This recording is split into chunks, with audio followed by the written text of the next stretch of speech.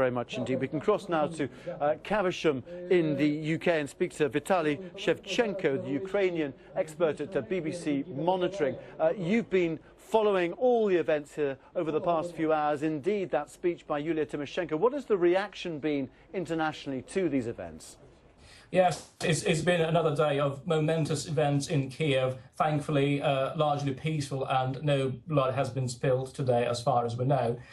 In terms of reactions to her speech that we've seen, there's been, most of them have been welcoming, and especially in social media there's been jubilation that she's been released.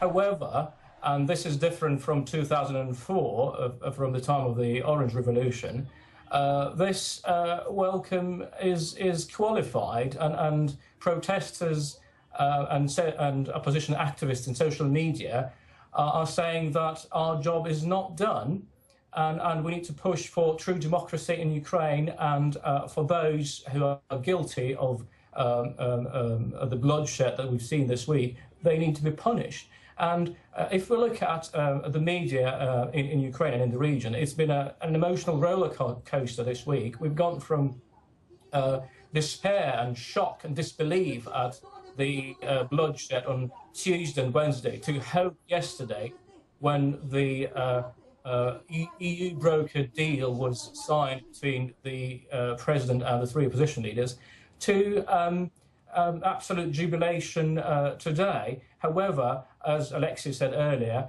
it's not shared by all Ukrainians, especially in the east. There have been voices that eastern Ukrainian regions should seek greater autonomy from Kiev and work harder to develop closer ties with Russia.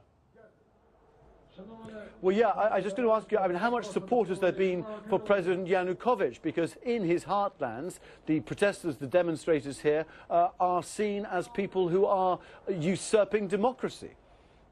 Yes, absolutely. Earlier today, we've seen a sizable demonstration in Kharkiv in eastern Ukraine by supporters of President Yanukovych.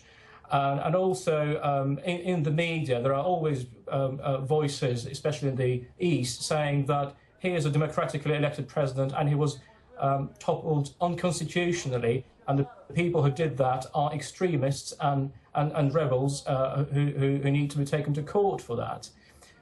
The opposition's response to this is that the rally by